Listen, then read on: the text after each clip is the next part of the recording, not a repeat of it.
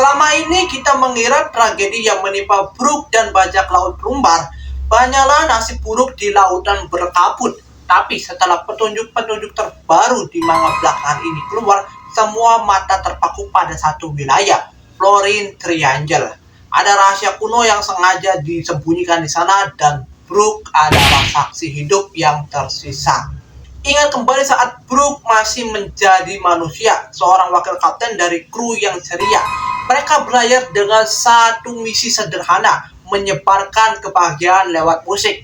Tapi di dunia One Piece, membawa keceriaan dan kebebasan lewat lagu Big No Sex ternyata adalah ancaman besar bagi pihak-pihak tertentu yang bertakhta di Mariojoes. Terus janji mereka pada Lobon di Twin Cape adalah awal dari perjalanan yang dikutuk. Sesuai dengan lore terbaru ya, wilayah Florine Triangle bukanlah sekedar laut berkabut biasa. Tempat itu adalah zona mati, sebuah wilayah purba yang dikontrol atau setidaknya diawasi ketat oleh entitas misterius yang terhubung langsung dengan abad kekosongan. Petaka dimulai saat Kapten Yorkie tiba-tiba terserang penyakit mematikan. Di manga penyakit ini dibilang tidak ada obatnya, tapi kalau kita analisis dengan petunjuk terbaru, apakah itu benar-benar penyakit alami? Ataukah itu adalah kiriman atau kutukan biologis bagi mereka yang mencoba menggali terlalu dalam ke wilayah terlarang Great Line? Yorkie terpaksa pergi dan Brook mengambil ahli komando. Disinilah mental Brook diuji sebelum dia kehilangan fisiknya. Dia harus memimpin teman-temannya menembus kabut tebal Florine Triangle. Kabut yang menurut teori terbaru sengaja diciptakan untuk menutupi eksistensi sesuatu yang sangat masif di dasar laut di sana. Lalu datanglah serangan itu. Di masa lalu kita cuma tahu mereka diserang oleh bajak laut lain. Tapi perhatikan selanjutnya, racun yang sangat agresif dan mematikan. Pola penyerangan ini mirip dengan metode pembersihan massal atau pembungkaman. Musuh mereka seperti tahu persis bagaimana melumpuhkan kru Rumbar tanpa sisa. Satu persatu, dokter dan kru tumbang di tengah dek yang bersimpah darah. Brook yang mulai menyadari sesuatu yang janggal. Mereka bukan sedang berebut wilayah atau harta. Mereka sedang dieksekusi. Seseorang atau sesuatu tidak ingin lagu yang mereka bawa menggema lebih jauh di belahan lautan ini. Di saat-saat terakhirnya sebagai manusia, Brook mengambil keputusan besar, memanfaatkan buah iblis Yomi Yomi Nomi. Menariknya ini, buah ini memanipulasi jiwa. Mengapa buah berkekuatan spiritual ini seperti ini berada di tangan seorang musisi? Apakah takdir buah iblis ini memang sengaja menuntun Brook untuk menjadi perekam sejarah? Sebelum nafas terakhirnya berembus, Brook merekam lagu Beings no Sake ke dalam tone dial. Lagu yang liriknya belakangan ini terungkap memiliki kaitan erat dengan Joy Boy, Fajar Baru, dan Clan B. Dengan merekam lagu ini di ambang kematian, Brook tanpa sadar sedang mengamankan potongan sejarah berharga dari kepunahan. Momen paduan suara terakhir bajak laut Rumbar adalah salah satu adegan paling emosional. Tapi mari kita berdaya dari sisi ketegangan narasinya. Bayangkan Brook tetap mengesek biolanya sementara di sekelilingnya satu persatu temannya ambruk ke lantai kayu. Suara musik mengecil dari kuarte, trio, dan hingga tersisa solo. Saat Brook menyanyi sendirian di tengah kabut yang sunyi, dia tidak tahu di luar sana, di balik dinding kabut tebal itu ada sesuatu yang sedang mengawasi. Bayangan raksasa yang matanya merah menyala yang belakangan ini sering dikaitkan dengan fans dengan manifestasi kekuatan kuno atau bahkan peliharaan milik Emu. Ketika racun akhirnya menghentikan detak jantung Brook, dunianya runtuh. Dia mati sebagai manusia biasa. Jasadnya tergeletak di samping biola yang patah, dikelilingi oleh jasad teman-teman setianya. Pada titik ini, misi pembersihan bajak laut Rumbar oleh takdir kelam lautan tampaknya sudah berhasil sepenuhnya. Tapi kekuatan buah iblis mengubah segalanya.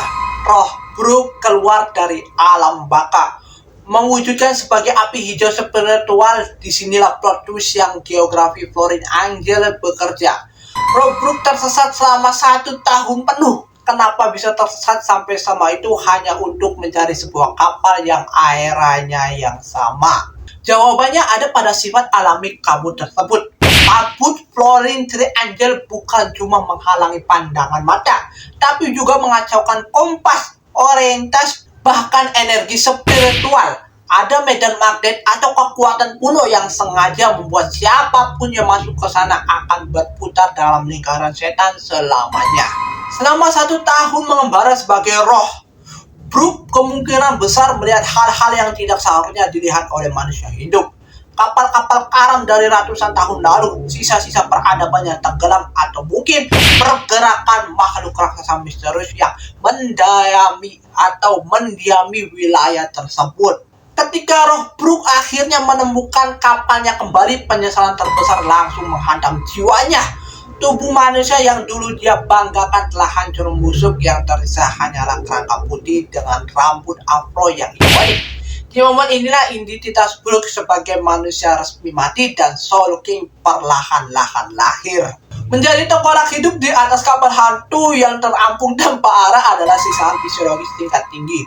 Berdasarkan petunjuk manga terbaru mengenal kekuatan jiwa atau lineage factor, buah iblis Brooke tidak cuma menahan jiwa di dunia, tapi juga mengingat kesadarannya secara mutlak pada rasa sakit masa lalu. Brooke menghabiskan tahun-tahun pertamanya dengan mengumpulkan tulang betulang teman-temannya. Dia menaruhnya di dalam peti, merawatnya, dan bicara kepada mereka seolah-olah mereka masih hidup. Ini bukan cuma tindakan sentimental ini adalah tanda bahwa kewarasan Brooke perlahan-lahan mulai terkikis oleh isolasi total. Selama 5 tahun terjebak di Fluorine Triangle Brooke tidak pernah menua secara fisik karena dia sudah berupa tulang. Tapi secara mental dia mengalami waktu yang membeku tanpa matahari, tanpa siang, hanya kegelapan malam yang abadi. Kondisi lingkungan seperti ini dirancang untuk menghancurkan tekad atau willpower seseorang. Namun ada satu alasan ilmiah dan teoritis mengapa Brooke tidak menjadi gila sepenuhnya atau berubah menjadi monster jahat. Jawabannya ada pada musik dan janji Setiap kali dia memutar tonedial berisi rekaman Bings no Saki, gelombang suara dan melodius itu menstabilkan energi jiwanya dari pengaruh buruk Fluorine Triangle. Mari kita hubungkan dengan benang merah manga saat ini Lagu Bings no Saki ini yang dijaga Brooke selama 5 tahun di dalam kapal hantu itu ternyata adalah lagu yang sama dinyanyikan oleh orang-orang dari masa lalu, sekutu Joy Boy. Brooke tanpa sadar adalah seorang penjaga estafet semangat yang murni. Lalu kenapa takdir membiarkan Brooke bertahan selama 5 tahun di sana? Kenapa dia tidak dihancurkan oleh monster Fluorine Triangle Jawabannya mengejutkan guys, karena area itu adalah tempat persembilan terbaik yang tidak akan pernah disentuh oleh pemerintah dunia, dan di dalam sangkar kabut itulah naskah masa lalu aman.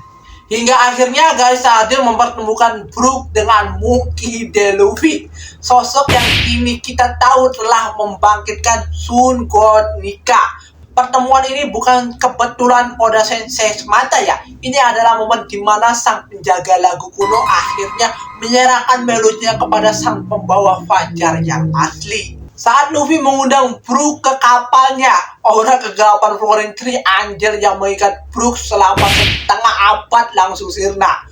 Brooke menyadari bahwa tulang belulangnya bukan lagi sebuah kutukan atau tanda monster, melainkan sebuah simbol bahwa dia berhasil menang melawan waktu dan konspirasi. Jika kita perhatikan baik-baik di chapter-chapter terbaru, kemampuan alam baka Yomi no Kuni semakin matang Kekuatan ini didapatkan dari mana? Dari adaptasi jiwanya selama 5 tahun berada di titik paling pekat dan paling dingin di Fluorine Triangle. Jadi flashback Brooke sebelum jadi tengkorak bukan lagi sekedar cerita sedih tentang bajak laut yang tewas terkena racun. Ini adalah kronologi pembungaan sejarah yang gagal. Pemerintah dunia atau musuh-musuh masa lalu yang mencoba mengubur lagu kebebasan di Fluorine Triangle, tapi mereka lupa bahwa tulang tidak bisa membusuk lagi. Dengan perkembangan cerita manga yang semakin mendekati panggung akhir di Logoten, peran Brook dan ingatan masa lalunya tentang wilayah kabut itu diprediksi akan menjadi kunci penting ya. Dia bukan cuma kru komedi yang suka menanyakan celana dalam, dia adalah perpustakaan berjalan di era sebelum bajak laut modern dimulai. Ya, jadi menurut kalian gimana pendapat kalian soal flashback masa lalu Brook ini yang gue ceritakan secara teori yang sangat liar sekali. Jadi tulislah komentar kalian di bawah ini dan jangan lupa like, komen, dan subscribe. Saya Rizka Putra, sampai jumpa.